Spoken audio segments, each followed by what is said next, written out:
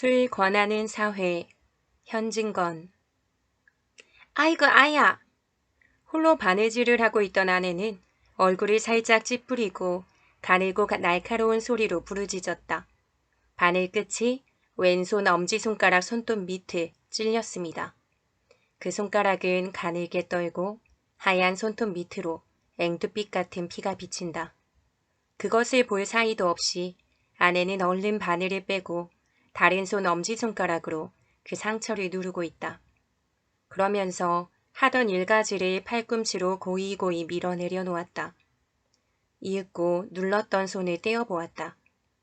그 언저리는 이제 다시 피가 아니 나려는 것처럼 혈색이 없다. 하더니 그 희던 꺼풀 밑에 다시금 꽃물이 차츰차츰 밀려온다.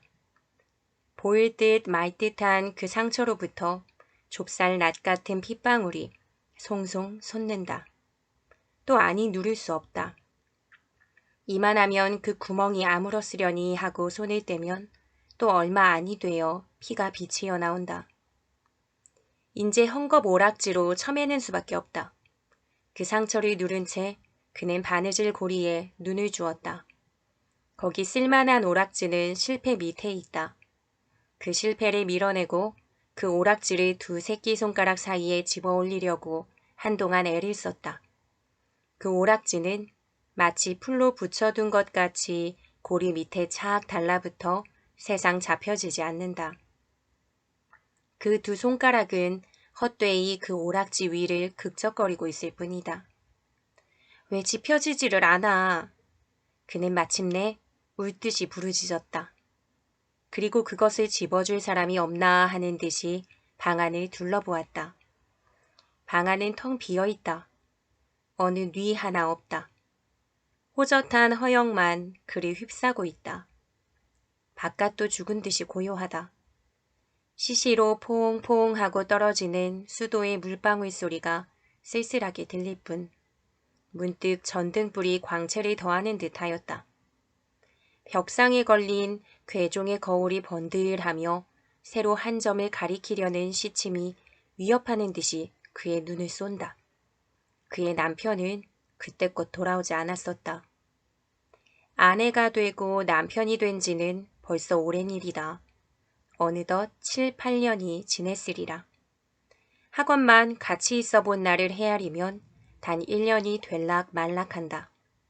막 그의 남편이 서울서 중학을 마쳤을 때 그와 결혼하였고 그러자마자 고만 동경의 부급한 까닭이다.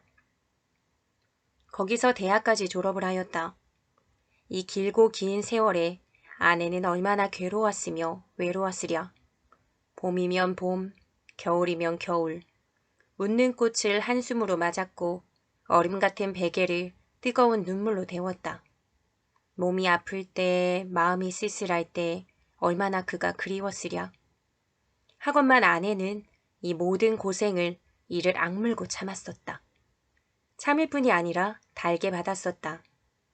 그것은 남편이 돌아오기만 하면 하는 생각이 그에게 위로를 주고 용기를 준 까닭이었다. 남편이 동경에서 무엇을 하고 있나? 공부를 하고 있다. 공부가 무엇인가? 자세히 모른다.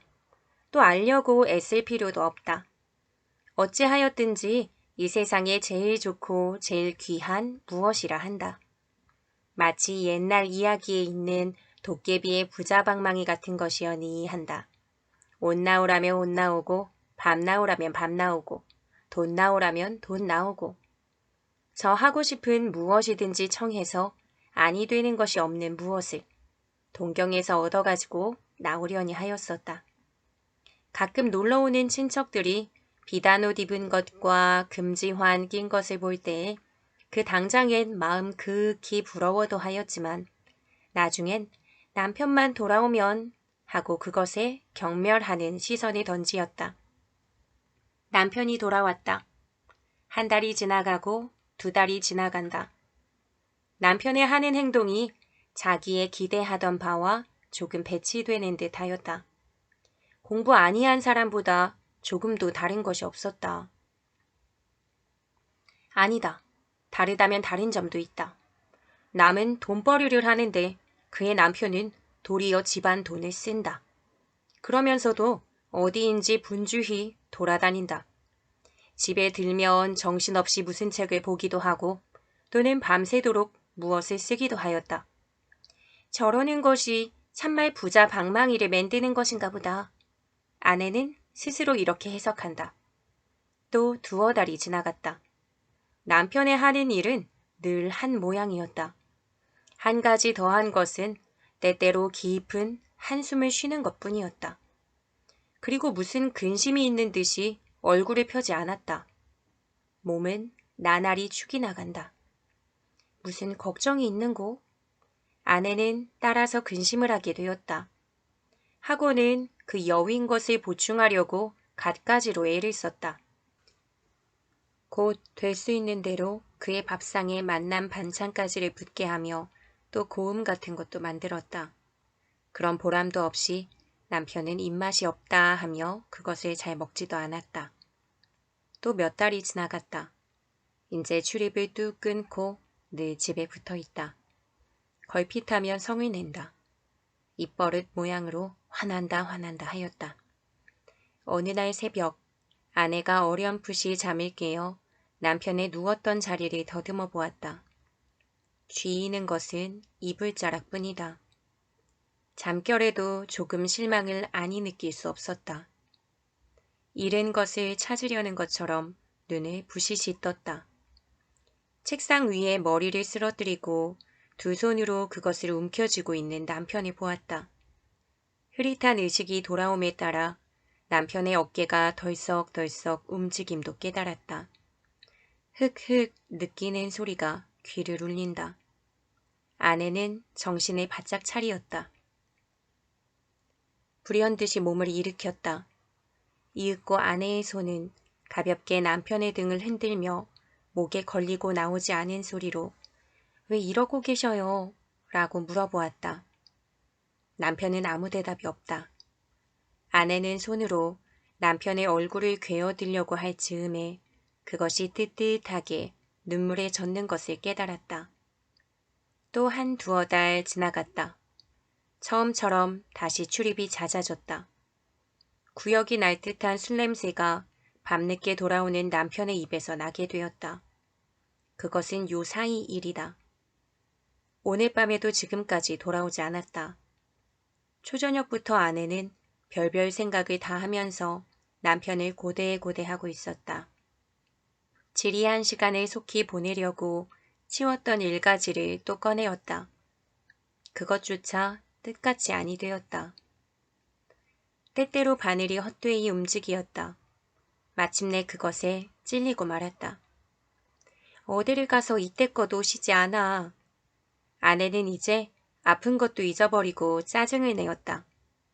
잠깐 그를 떠났던 공상과 환영이 다시금 그의 머리에 떠돌기 시작하였다. 이상한 꽃을 수놓은 흰 보우 위에 맛난 요리를 담은 접시가 번쩍인다. 여러 친구와 술을 권커니 잡거니 하는 광경이 보인다. 그의 남편은 미친 듯이 껄껄 웃는다.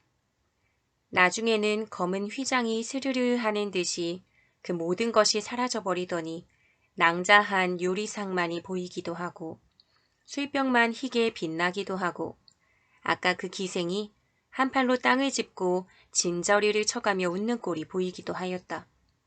또한 남편이 길바닥에 쓰러져 우는 것도 보이었다. 문 열어라. 문득 대문이 덜컥하고 혀가 꼬부라진 소리로 부르는 듯 하였다. 네. 저도 모르게 대답을 하고 급히 마루로 나왔다. 잘못이는 발에 안이 맞는 신을 질질 끌면서 대문으로 달렸다. 중문은 아직 잠그지도 않았고 행랑방에 사람이 없지 않지만은 의뢰이 깊은 잠에 떨어졌을 줄 알고 자기가 뛰어나감이었다. 가느름한 손이 어둠 속에서 희게 빗장을 잡고 한참 실랑이를 한다. 대문은 열렸다. 밤바람이 선득하게 얼굴에 안친다. 문 밖에는 아무도 없다. 온 골목에 사람의 그림자도 볼 수 없다. 검푸른 밤빛이 허연 길 위에 그물그물 깃들였을 뿐이었다. 아내는 무엇에 놀란 사람 모양으로 한참 멀거니 서 있었다. 문득 급거히 대문을 닫힌다. 마치 그 열린 사이로 악마나 들어올 것처럼. 그러면 바람소리였구먼 하고 싸늘한 뺨을 쓰다듬으며 해쭉 웃고 발길을 돌리었다. 아니 내가 분명히 들었는데 혹 내가 잘못 보지를 않았나? 길바닥에나 쓰러져 있었으면 보이지도 않을 터야. 중간문까지 다다르자 벼랑간 이런 생각이 그의 걸음을 멈추게 하였다. 대문을 또 좀 열어볼까? 아니야, 내가 헛들었지. 그래도 혹, 아니야, 내가 헛들었지. 망살거리면서도 꿈꾸는 사람 모양으로 저도 모를 사이에 마루까지 올라왔다. 매우 기묘한 생각이 번개같이 그의 머리에 번쩍인다. 내가 대문을 열었을 때 나 몰래 들어오진 않았나? 과연 방 안에 무슨 소리가 나는 것 같았다. 확실히 사람의 기척이 있다. 어린에게 꾸중 모시러 가는 어린애처럼 조심조심 방문 앞에 왔다. 그리고 문간 아래로 손을 대며 하염없이 웃는다. 그것은 제 잘못을 용서해 줍시사 하는 어린애 같은 웃음이었다. 조심조심 방문을 열었다. 이불이 어째 움직움직하는 듯하였다. 나를 속이려고 이불을 쓰고 누웠구먼 하고 마음속으로 소곤거렸다. 가만히 내려앉는다. 그 모양이 이것을 건드려서는 큰일이 나지요 하는 듯하였다. 이불을 펄쩍 쳐들었다. 빈 뇨가 하얗게 드러난다. 그제야 확실히 안이 온 줄 안 것처럼 안이 왔구만 안 왔어 라고 울듯이 부르짖었다. 남편이 돌아오기는 새로 2점이 훨씬 지난 뒤였다. 무엇이 털썩하는 소리가 들리고 잇따라 아씨 아씨 라고 부르는 소리가 귀를 때릴 때에야 아내는 비로소 아직도 앉았을 자기가 이불 위에 쓰러져 있음을 깨달았다. 기실 잠귀 어두운 할멈이 대문을 열었으리만큼 아내는 깜빡 잠이 깊이 들었었다. 하건만 그는 몽경에서 방황하는 정신을 당장에 수습하였다. 2번 얼굴을 쓰다듬자마자 불현듯 밖으로 나왔다. 남편은 한 다리를 마루 끝에 걸치고 한 팔을 베고 옆으로 누워있다. 숨소리가 시근시근한다. 막 구두를 벗기고 일어나 할멈은 검붉은 상을 찡그려 붙이며 어서 일어나 방으로 들어가세요 라고 한다. 응, 일어나지. 나리는 혀를 억지로 돌리어 코와 입으로 대답을 하였다. 그래도 몸은 꿈쩍도 않는다. 도리어 그 개게 풀린 눈을 자려는 것처럼 스르르 감는다. 아내는 눈만 비비고 서 있다. 어서 일어나셔요. 방으로 들어가시라니까. 이번에는 대답조차 아니한다. 그 대신 무엇을 잡으려는 것처럼 손을 내어줬더니 물, 냉수를 좀 줘. 라고 중얼거렸다. 할멈은 얼른 물을 따라 이 취자의 코 밑에 놓았건만 그 사이에 벌써 아까 청을 잊은 것 같이 취한 이는 물을 먹으려고도 않는다. 왜 물을 안 잡수셔요? 곁에서 할멈이 깨우쳤다. 응, 먹지 뭐고. 하고 그제야 주인은 한 팔을 짚고 고개를 든다. 한꺼번에 물 한 대접을 다 들이켜버렸다. 그리고는 또 쓰러진다. 에그 또 눕네 하고 할멈은 우물로 기어드는 어린애를 안으려는 모양으로 2 손을 내어민다. 할멈은 고만작 가 자게. 주인은 귀치 않다는 듯이 말을 한다. 이를 어찌해 하는 듯이 멀거니 서 있는 아내도 할멈이 고만 갔으면 하였다. 남편을 붙들어 일으킬 생각이야 간절하였지만은 할멈이 보는데 어찌 그럴 수 없는 것 같았다.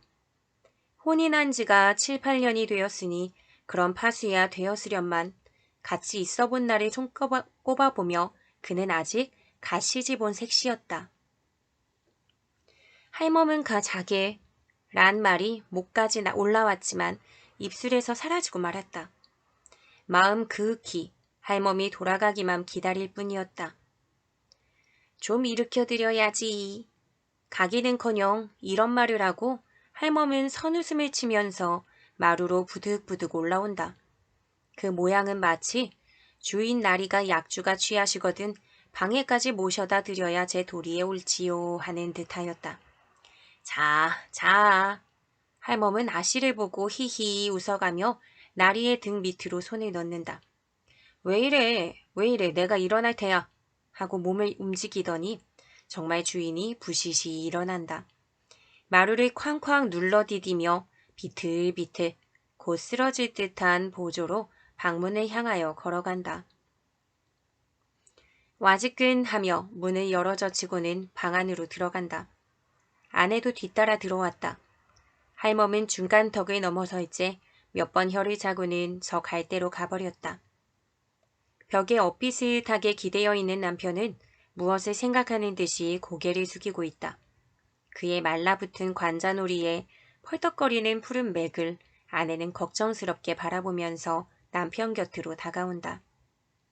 아내의 한 손은 양복깃을, 또 한 손은 그 소매를 잡으며 화한 목성으로 자, 벗으셔요 하였다. 남편은 문득 미끄러지는 듯이 벽을 타고 내려앉는다. 그의 쭉 뻗친 발끝에 이불자락이 저리로 밀려간다. 에그, 왜 이리 하셔요. 벗자는 옷은 안 입었으시고. 그 서슬에 넘어질 뻔한 아내는 애달게 부르짖었다. 그러면서도 같이 따라 앉는다. 그의 손은 또 옷을 잡았다. 옷이 구겨집니다. 제발 좀 벗으셔요. 라고 아내는 애원을 하며 옷을 벗기려고 애를 쓴다. 하나 취한 이의 등이 천근같이 벽에 척 들러붙었으니 벗겨질 리가 없다. 애를 쓰다 옷을 놓고 물러앉으며 원참 누가 술을 이처럼 권하였노? 라고 짜증을 낸다. 누가 권하였노?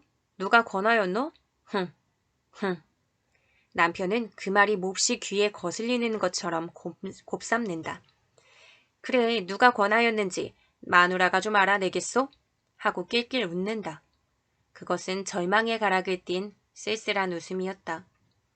아내도 따라 방긋 웃고는 또 옷을 잡으며 자, 옷이나 뭔지 벗으셔요. 이야기는 나중에 하지요. 오늘 밤에 잘 주무시면 내일 아침에 일으켜드리지요. 무슨 말이야? 무슨 말이야? 왜 오늘 일을 내일로 미뤄? 할 말이 있거든 지금 해. 지금은 약주가 취하셨으니 내일 약주가 깨시거든 하지요. 뭐? 약주가 취해서? 하고 고개를 쩔레쩔레 흔들며 천만에 누가 술이 취했단 말이오? 내가 공연히 이러지 정신은 말뚱말뚱하오. 꼭 이야기하기 좋을만 해. 무슨 말이든지. 자. 글쎄 왜 못 잡수시는 약주를 잡수셔요. 그러면 몸에 축이 나지 않아요? 하고 아내는 남편의 이마에 흐르는 진땀을 씻는다. 이 취자는 머리를 흔들며 아니야 그런 말을 듣자는 것이 아니야 하고 아까 일을 추상하는 것처럼 말을 끊었다가 다시금 말을 이어 옳지 누가 나에게 술을 권했단 말이오? 내가 술이 먹고 싶어서 먹었단 말이오? 자시고 싶어 잡수신 건 아니지요. 누가 당신께 약주를 권하는지 내가 알아낼까요? 첫째는 화증이 술을 권하고 둘째는 하이칼라가 약주를 권하지요. 아내는 살짝 웃는다. 내가 어지간히 알아맞혔지요? 하는 모양이었다. 남편은 고소한다. 틀렸소. 잘못 알았소. 화증이 술을 권하는 것도 아니고 하이칼라가 술을 권하는 것도 아니요. 나에게 술을 권하는 건 따로 있어. 마누라가 내가 어떤 하이칼라한테나 홀려다니거나 그 하이칼라가 늘 내게 술을 권하거니 하고 근심을 했으면 그것은 헛걱정이지. 나에게 하이칼라는 아무 소용도 없소. 나의 소용은 술뿐이요. 술이 창자를 휘돌아 이것저것을 잊게 만드는 것을 나는 취할 뿐이요. 하더니 홀연 어조를 고쳐 감개무량하게 유이유망한 머리를 알코올로 마비 아니 시킬 수 없게 하는 그것이 무엇이란 말이오. 하고 긴 한숨을 내어 쉰다. 물큰물큰한 술냄새가 방 안에 흩어진다. 아내에게는 그 말이 너무 어려웠다. 고만 묵묵히 입을 다물었다. 눈에 보이지 않는 무슨 벽이 자기와 남편 사이에 깔리는 듯하였다.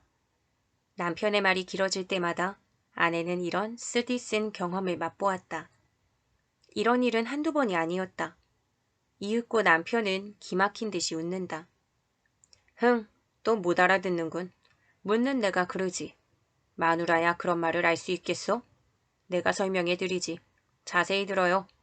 내게 술을 권하는 것은 화증도 아니고 하이칼라도 아니오. 이 사회란 것이 내게 술을 권한다오. 이 조선사회란 것이 내게 술을 권한다오. 알았소?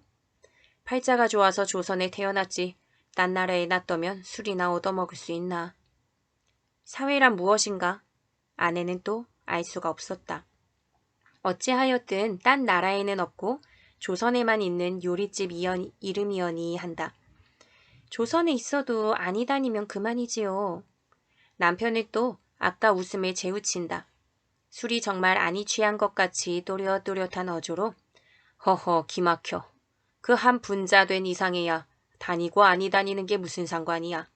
집에 있으면 아니 권하고 밖에 나가야 권하는 줄 아는가 봐. 그런 게 아니야.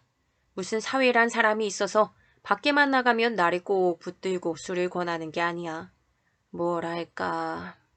저 우리 조선 사람으로 성립된 이 사회란 것이 내게 술을 아니 못 먹게 한단 말이오. 어째 그렇소? 또 내가 설명을 해드리지. 여기 회를 하나 꾸민다 합시다. 거기 모이는 사람 넘치고 처음은 민족을 위하느니 사회를 위하느니 그러는데 제 목숨에 바쳐도 아깝지 않으니 아니하는 놈이 하나도 없어. 하다가 단 이틀이 못 돼요. 단 이틀이 못 돼요. 한층 소리를 높이어 손가락을 하나씩 둘씩 꼽으며 되지 못한 명예싸움, 쓸데없는 지위 다툼질, 내가 옳으니 네가 옳으니 내 권리가 많으니 내 권리 적으니 밤낮으로 서로 찢고 뜯고 하지. 그러니 무슨 일이 되겠소. 회뿐이 아니라 회사이고 조합이고 우리 조선놈들이 조직한 사회는 다 그 조각이지. 이런 사회에서 무슨 일을 한단 말이오. 하려는 놈이 어리석은 놈이야. 저기 정신이 바로 박힌 놈은 피를 토하고 죽을 수밖에 없지. 그렇지 않으면 술밖에 먹을 게 도무지 없지. 나도 전자에는 무엇을 좀 해보겠다고 애도 써봤어. 그것이 뭐다 수포야. 내가 어리석은 놈이었지. 내가 술을 먹고 싶어 먹는 게 아니야. 요 사이는 좀 낫지만은 처음 배울 때에는 마누라도 아다시피 죽을 애를 썼지. 그 먹고 난 뒤에 괴로운 것이야. 겪어본 사람이 아니면 알 수 없지. 머리가 지끈지끈 아프고 먹은 것이 다 돌아올라오고 그래도 아니 먹은 것보단 나았어. 몸은 괴로워도 마음은 괴롭지 않았으니까. 그저 이 사회에서 할 것은 주정꾼 노릇밖에 없어. 공연히 그런 말 말아요. 무슨 노릇을 못해서 주정꾼 노릇을 해요? 남이라서. 아내는 부지불식간에 흥분이 되어 열기 있는 눈으로 남편을 바라보고 불쑥 이런 말을 하였다. 그는 제 남편이 이 세상에 가장 거룩한 사람이여니 한다. 따라서 어느 뉘보다 제일 잘 될 줄 믿는다. 몽롱 하나마 그의 목적이 원대하고 고상한 것도 알았다. 얌전하던 그가 술을 먹게 된 것은 무슨 일이 마음대로 아니 되어 화풀이로 그러는 줄도 어렴풋이 깨달았다. 그러나 술은 노상 먹을 것이 아니다. 그러면 패가 망신하고 만다. 그러므로 하루바삐 그 화가 풀리었으면 또다시 얌전하게 되었으면 하는 생각이 그의 머리를 떠날 데가 없었다. 그리고 그날이 꼭 올 줄 믿었다. 오늘부터는, 내일부터는. 하건만 남편은 어제도 술이 취하였다. 오늘도 한 모양이다. 자기의 기대는 나날이 틀려간다. 조차서 기대에 대한 자신도 열버간다. 애달고 원한 생각이 가끔 그의 가슴을 누른다. 더구나 수척해가는 남편의 얼굴을 볼 때에 그런 감정을 걷잡을 수 없었다. 지금 저도 모르게 흥분한 것이 또한 무리가 아니었다. 그래도 못 알아듣네 그려. 참 사람 기막혀. 본 정신 가지고는 피를 토하고 죽든지 물에 빠져 죽든지 하지 하루라도 살 수가 없단 말이야. 흉장이 막혀서 못 산단 말이야. 에이 가슴 답답해. 라고 남편의 소리를 지르고 괴로워서 못 견디는 것처럼 얼굴을 찌푸리며 미친 듯이 제 가슴을 쥐어뜯는다. 술 아니 먹는다고 흉장이 막혀요? 남편의 하는 짓은 본체만체하고 아내는 얼굴을 더욱 붉히며 부르짖었다. 그 말에 몹시 놀란 것처럼 남편은 어이없이 아내의 얼굴을 바라보더니 그 다음 순간에는 말할 수 없는 고뇌의 그림자가 그의 눈을 거쳐간다. 그러지, 내가 그러지. 너 같은 숙맥더러 그런 말을 하는 내가 그러지. 너한테 조금이라도 위로를 얻으려는 내가 그러지. 허허. 스스로 탄식한다. 아, 답답해. 문득 기막힌 듯이 외마디 소리를 치고는 벌떡 몸을 일으킨다. 방문을 열고 나가려 한다. 왜 내가 그런 말을 하였던고.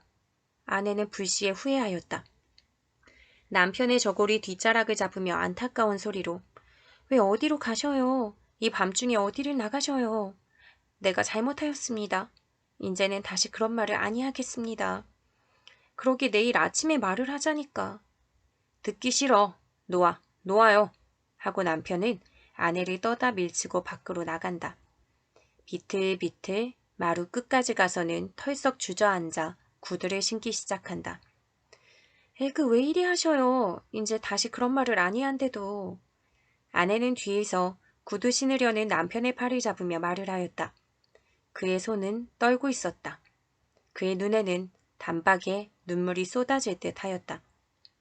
이건 왜 이래? 저리로 가! 배앗는 듯이 말을 하고 휙 뿌리친다. 남편의 발길이 뚜벅뚜벅 중문에 다다랐다. 어느덧 그 밖으로 사라졌다. 대문 빗장 소리가 덜컥 하고 난다. 마루 끝에 떨어진 아내는 헛되어 몇 번 할멈, 할멈 하고 불렀다. 고요한 밤 공기를 울리는 구두 소리는 점점 멀어간다. 발자취는 어느덧 골목 끝으로 사라져버렸다. 다시금 밤은 적적히 깊어간다. 가버렸구먼, 가버렸어.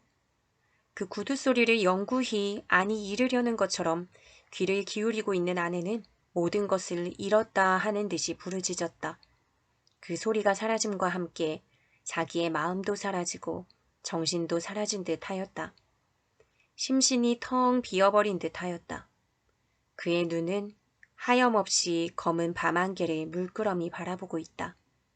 그 사회란 독한 꼴을 그려보는 것 같이. 쏠쏠한 새벽바람이 싸늘하게 가슴에 부딪힌다. 그 부딪히는 서슬에 잠 못 자고 피곤한 몸이 부서질 듯이 지긋하였다. 죽은 사람에게서나 볼 수 있는 해쓱한 얼굴이 경련적으로 떨며 절망한 어조로 소근거렸다. 그 몹쓸 사회가 왜 술을 권하는고